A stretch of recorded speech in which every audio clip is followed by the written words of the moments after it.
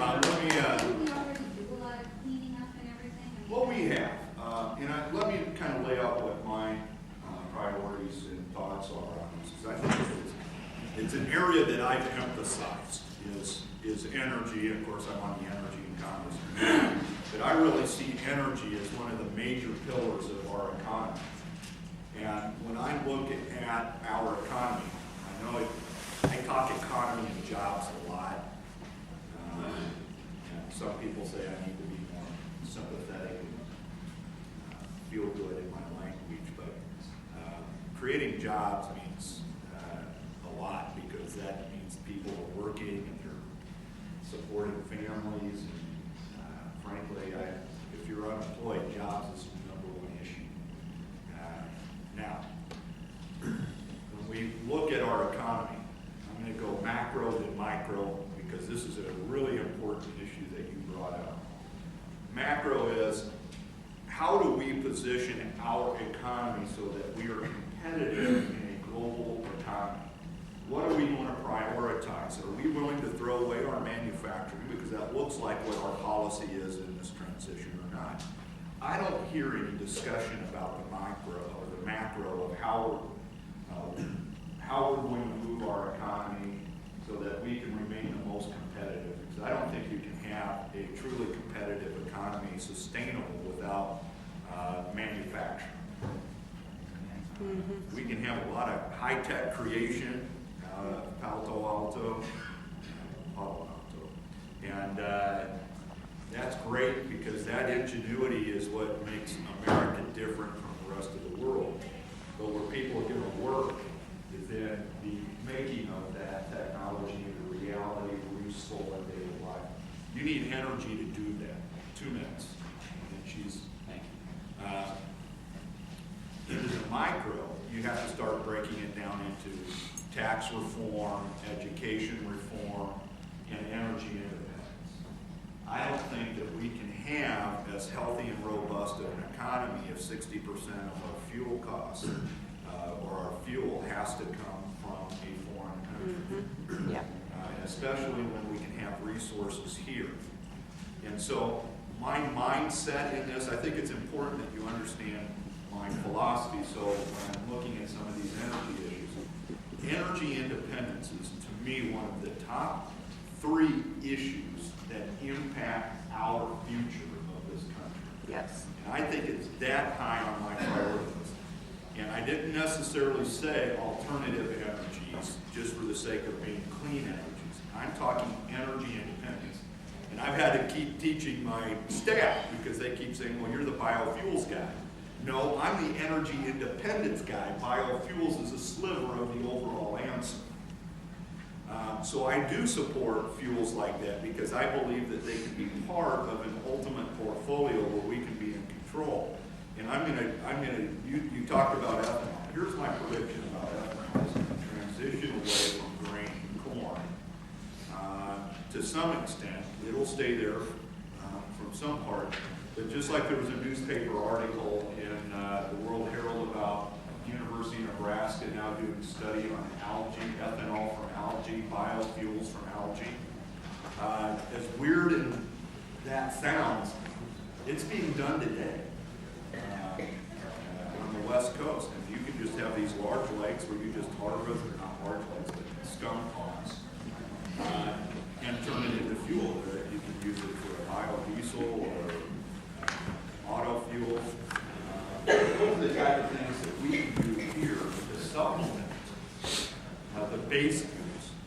A couple other things that I've looked into: wind turbines. I've supported. I've even written into the energy bill the use of wind turbines. That's going to be a 1% solution. If anyone thinks that's a 99% solution, then they don't really understand wind energy. Just like you said, the wind doesn't always blow, so you have to have a base load. Wind energy is a supplemental, and that's about it. That's all it can ever be, because it's unreliable. You can't bank on this, the wind blowing all the time. Same thing with solar. solar is not a reliable source, but it can be a supplemental source. And so if we can harness those type of things, and by the way, solar, so you got me on my major subject, and now I'm losing your time. Good. But solar, there's a plan in California. Some company wants to put up like 2 square miles of solar panels.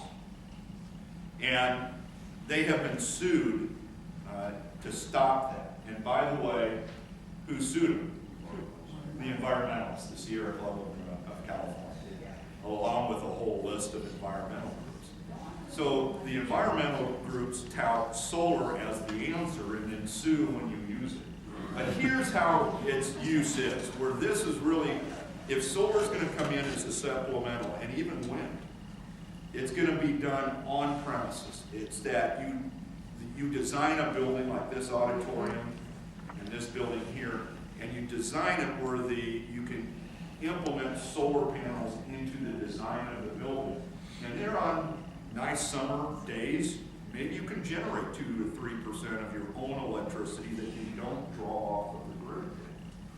Now, if you do that enough, what does that mean? It means that over the next 30 years, to meet our current needs, to build a new plant for one that has to be shuttered, we need 230 power plants like the one LPPD built just south of here, near Nebraska City. 230 new of those. Now, if we can just do simple things like integrate solar into design of commercial buildings or maybe even residential buildings, maybe we can get that down to 190. And that's the importance of integrating those type of things. Now, one other thing that I want to say, my focus is on energy independence. Environment is important. We want our environment to be clean. I don't think any of us in here would say we want a dirty environment.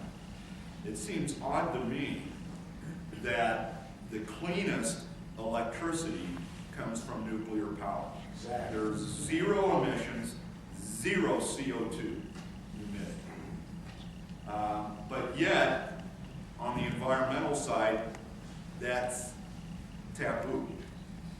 And we need to focus on it. And I'll do a shout out here to the president. I'm glad the president's talking about nuclear power in a positive sense, recognizing one of the barriers is that a coal-fired plant costs about $2 to $3 billion to build, and a nuclear power plant costs about $8 to $10 billion. So capital is an issue, so maybe loan guarantees makes it a little cheaper. Not direct loans, just like an SBA loan where it's backed up by the government upon default. But those are the type of things we need to do. We really need to, as a society, embrace nuclear power, do what France and Japan do in recycling their materials, because you can continue to recharge those, spend them down, and you will have 1/10 of the waste. And can you believe that our law in the United States forbids recycling? It forbids it. Well, it was a no nukes legislation back in the late 70s. So is there something in the current, atmosphere, I'm sorry, I didn't even jump in, to deal with that waste? Because that's going to be the big... No, as a matter of fact, I just gave the president a shout out, now I'm going to balance it out. He also zeroed out Yucca Mountain. Yucca Mountain is what was decided 10 or 15 years ago, or maybe 20 years ago, as what should be the repository, because it's a big, not a big mountain, a small mountain, but a big hill. Deep inside, through that you could bury or store the nuclear waste in a safe manner.